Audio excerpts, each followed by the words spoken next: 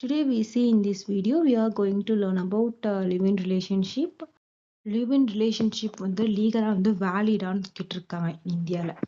Is legally valid. Live-in relationship or legally valid in India under certain conditions ல வந்து இது validன்னு சொல்லியிருக்காங்க. என்னமா certain condition?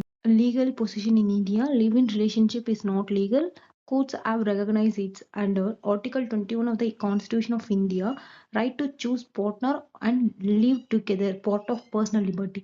அவங்க வந்து பார்ட்னரை சூஸ் பண்றதுக்கும் அவங்க வந்து கூட லிவ் டுகெதரா இருக்கிறதுக்கும் அவங்களுக்கு என்ன மாதிரி இருக்கு, ஆர்டிகல் 21ல வந்து ரைட்ஸ் இருக்குன்னு சொல்லியிருக்காங்க. அவங்க வந்து ஒரு பார்ட் ஆஃப் பர்சனல் லிபர்ட்டின்றது இருக்குன்னு ஆர்டிகல் 21ல சொல்லியிருக்காங்க. இம்பார்ட்டன்ட் செக்ஷன் ஜட்ஜ்மெண்ட்னு பார்த்தோம்னா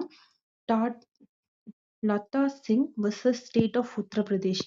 இந்த கேஸ்ல வந்து என்ன சொல்லியிருக்காங்கன்னா, adult can live together without marriage. எல்லாமே என்ன பண்ணலாம், அடல்ட் வந்து லிவ் இன் டுகெதர்ல இருக்கலாம்னு சொல்லியிருக்காங்க. இது வந்து கிரிமினல் அஃபென்ஸ் கிடையாதுன்னு இந்த கேஸ்ல சொல்லியிருப்பாங்க. அது மாதிரி செகண்ட் கேஸ்ன்னு பார்த்தோம்னா எஸ் குஷாபா vs கனி அம்மாள். இந்த கேஸ்ல வந்து லிவ் இன் ரிலேஷன்ஷிப்ன்றது ஒரு part of right to life, இந்த சோஷியல் மோராலிட்டிக்கு வந்து நாட் ஈக்குவல் டு இது கிரிமினல் லா கிடையாதுன்னு சொல்லியிருப்பாங்க இந்த கேஸ்ல. Indira Sharma versus V Sharma. இந்த கேஸ்ல என்ன சொல்லியிருப்பாங்கன்னா, டிஃபைன் கண்டிஷன்ஸை டிஃபைன் பண்ணியிருப்பாங்க. ஃபார் வேலிட் லிவ் இன் ரிலேஷன்ஷிப்க்கு என்ன மாதிரி வேலிட் இருக்கு கண்டிஷன்ஸ். அது மாதிரி gave protection under domestic violence ஆக்டுக்கான ப்ரொடெக்ஷனையும் வந்து இது கொடுத்துருப்பாங்க. லீகல் ரெகனைசேஷன்ஸ்ன்னு பார்த்தோம்னா பிட்வீன் கன்சென்ட் அடல்ட், அவங்களுக்கு ரெண்டு பேருக்கு இடையில வந்து ஒரு கன்சென்ட் இருக்குன்னா அப்ப allowed. Not consideration as a crime offense வந்து கன்சிடர் பண்ண மாட்டாங்க. Recognise as a form of relationship is nature of marriage ன்னு சொல்றாங்க. இது ஒரு nature of marriage. Rights of partner, பார்ட்னர்ஸ்க்கான ரைட்ஸ்ன்னு பார்த்தீங்கன்னா under protection of women domestic under from domestic violence act 2005. இந்த ஆக்ட்ல என்ன சொல்லியிருப்பாங்கன்னா, women live in relationship get protection, can claim மெயின்டெனன்ஸை கிளைம் பண்ணிக்க முடியும். ப்ரொடெக்ஷன் ஃப்ரம் அபியூஸ், அதான் வந்து அபியூஸ் வந்து ப்ரொடெக்ட் பண்ணுவாங்க. ரைட் டு ரெசிடென்ஸ், இது மாதிரிலாம் வந்து இந்த ஆக்ட்ல சொல்லியிருப்பாங்க.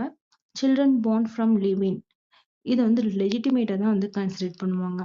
அவங்களுக்கான ப்ராப்பர்ட்டியும் வந்து கேட்கறதுக்கான ரைட்ஸ் இருக்கு. Right in property for parents கிட்ட ப்ராப்பர்ட்டியை வந்து கேட்கவோ என்ன மாதிரி அசர்ட்ஸை வந்து கிளைம் பண்ணவோ ரைட்ஸ் இருக்கு அந்த அந்த சில்ட்ரனுக்கு. துல்சா விசஸ் துர்காத்தியா.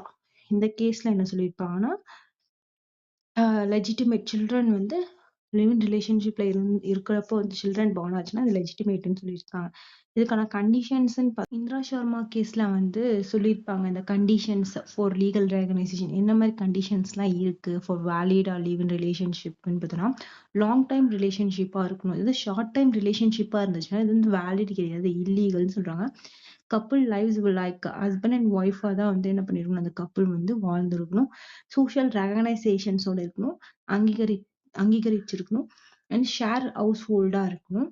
அண்ட் லிமிடேஷன்ஸ் பார்த்தோம்னா not equal to marriage fully, வந்து ஒரு ஈக்குவலா மேரேஜுக்கு ஈக்குவலா வந்து இருக்க ஃபுல்லா வந்து இருக்காது. No automatically inheritance rights like spouse. Short term ஒரு கேஷுவல் ரிலேஷன்ஷிப் நாட் ப்ரொடெக்டட்னு சொல்லியிருப்பாங்க. இதான் வந்து லிமிடேஷன்ஸ். லிவ் இன் ரிலேஷன்ஷிப்ன்றது ஒரு லீகலா வேலிட் அண்ட் இன் ப்ரொடெக்ஷன். இந்தியாவில் வந்து அவங்கள ப்ரொடெக்ட் பண்றாங்க அண்டர் ஆர்டிகல் 21 பேஸ் பண்ணி தான். Court recognise them to ensure individual freedom and டிக்னிட்டியை வந்து ரெகனைஸ் பண்ணியிருக்காங்க. Finally, we discussed our live-in relationship. Thank you for all minutes.